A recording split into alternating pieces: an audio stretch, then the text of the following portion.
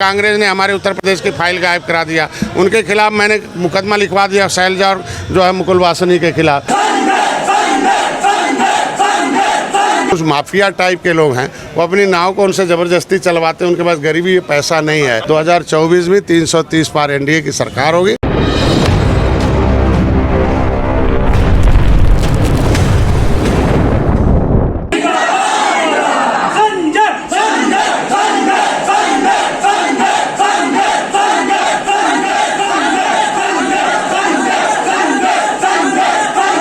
पहली बात तो कार्यकर्ताओं को धन्यवाद देना था। नई कार्यकारिणी की घोषणा हुई है, 7 अध्यक्ष चुने गए हैं, 7 अध्यक्षों का शपथ है। और दूसरा, काशी विश्वनाथ नगरी हमें प्रेरणा देती है।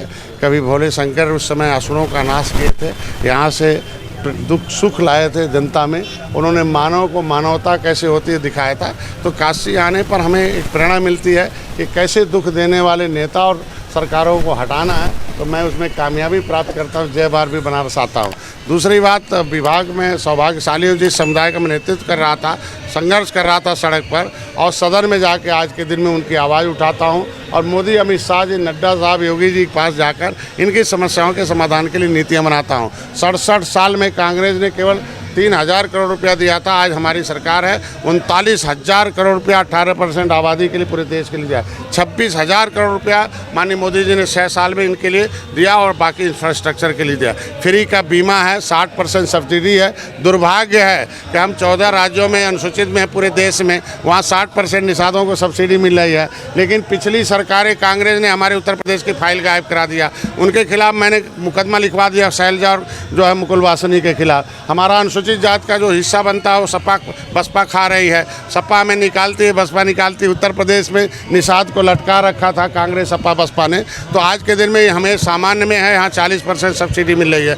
इनके फ्री के बीमा हैं। इनको विकास में लाने के लिए वहाँ पैसा नहीं था, तो मैंने व्यवस्था माननीय मोदी जी से कहा कि भाई जिनके पास खेत है वो तो ऋण प्राप्त कर लेते हैं, हमारे लोगों के पास, निषादों के पास कुछ नहीं है। तो निषादों को क्या होगा, कैसे मिलेगा? तो उन्होंने वित्त मंत्री से कहा। वित्त मंत्री ने एक आदेश जारी किया RBI से कि जिस निषाद के पास कुछ भी नहीं है, आधार कार्ड है, वो व्यापार करना चाहता मत्स्य क्षेत्र में, तो 1,60,000 बिना किसी गारंटी के उन्हें मिलेगा। अगर गारंटी है 3,20,000 है, उसमें 7% में 3% मोदी देंगे और हमने भी 4% उत्तर प्रदेश मछुआ कल्याण से देंगे। मतलब 0% ऋण पर हम उन्हें देकर आगे बढ़ाएंगे। उत्तर प्रदेश में जो प्रधानमंत्री मत्स्य संपदा योजना में नहीं लाभ मिल पाया है, ऐसे लोगों के लिए हमने पट्टे धारकों के लिए पहली बार है 70 साल में मेरा समाज पहले कमा के दे रहा। कितना दुर्भाग्य, कोई ज़मीन बराबर है तो अनुसूचित जात का आदमी लेगा तो उसको सरकार पैसा दे घर बनाएगी। गड्ढा है तो हमारा समाज उसे ले लेगा तो सरकार को कमा के देगा। पहली बार है कि ढाई एकड़ में 1,60,000, मतलब मैक्सिमम 3,20,000 में पट्टे धारकों का अनुदान दिया, 15 करोड़ रुपया। आज के दिन में मछुआ कल्याण कोष की स्थापना कराए हूँ, उसमें 25 करोड़ रुपया आ गया। खाता आज ही खुल गया। उसके लिए कल से पोर्टल स्टार्ट हो जाएगा। कोई भी निषाद का बेटा, केवट मल्ला, बिंद कश्यप, कहार धीवर एक बार बात है। पिछली सरकार ने निषादों की नौकरी पर डकैती डाला था। इनको कह दिया था, मछुआ पद हमारा था, ख़त्म कर दिया था। मत्स्य मित्र की भर्ती के लिए मैंने वित्त में मेरी फाइल चली गई, पास हो गया कि हर ब्लॉक में हम 2 मत्स्य मित्र भर्ती करेंगे। निषाद जो मछुआ एक पद था 450 वो भर्ती होगा। तो हर जिले में हमारे मछुआ हुआ करते थे, उनको ख़त्म करके उर्दू अनुवादक भर्ती कर दिया था। ये बताओ, निषाद है, मछली उर्दू पढ़ती है क्या? कैसे लोगों के साथ धोखा होता है। लेकिन अब हम धीरे धीरे ला रहे हैं। तो ऐसे में इनके लिए मछुआ कल्याण कोष की स्थापना कराई कि इनको पढ़ाएंगे, इनके लिए शिक्षा के लिए, इनके रोजगार के लिए, इनके कोचिंग के लिए, इनके किताब के लिए, इनके घर के लिए, इनके इलाज के लिए, इनकी शादी के लिए, इनके स्किल डेवलपमेंट के लिए, इनको जो है रोजगार सिखाने के लिए अनुदान देने के लिए ये व्यवस्था हमने कर दिया है। पहली बार शासन, कोई भी बात जब लोकतंत्र में व्यवस्था है, विधानसभा में कानून बनेगा, कैबिनेट में आएगा, फिर शासनादेश जारी होगा, वो सब मैंने करा दिया। जब राजनीति के शिकार थे तो निर्बल थे, अब ये राजनीति के हिस्सेदार हो गए हैं। ये बजट के शिकार थे, निर्बल ने, बजट में हिस्सेदार। हाँ बोले।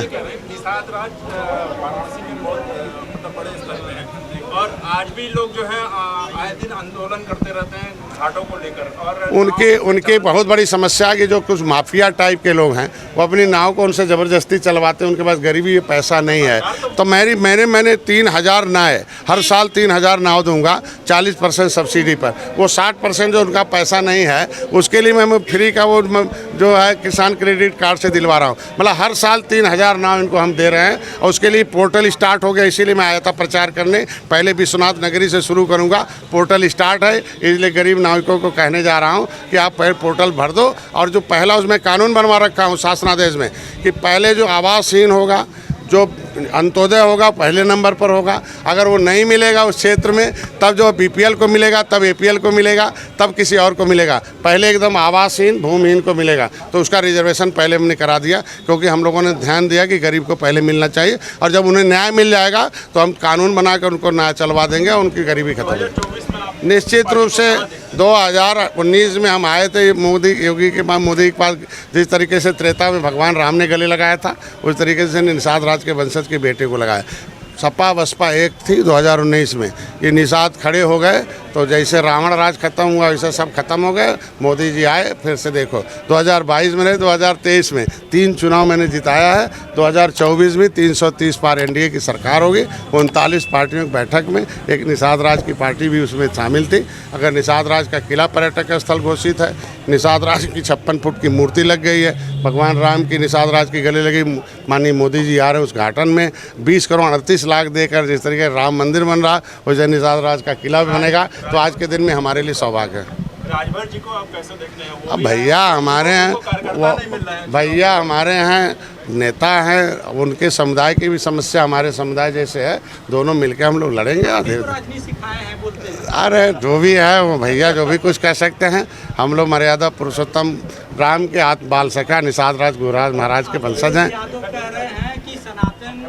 बारे में बीजेपी को पता ही नहीं है। हम कहते हैं ठीक है, जिनको पता है वही कम से कम एक स्कूल खोलें, कम से कम सनातन धर्म के बारे में ऐसे 2-4 तो भर्ती। जब सपा पर कांग्रेस सवार हुई है 2017 में, सपा पर कांग्रेस सवार हुई, 100 सीट लिया, कांग्रेस सपा समाप्त हो गई।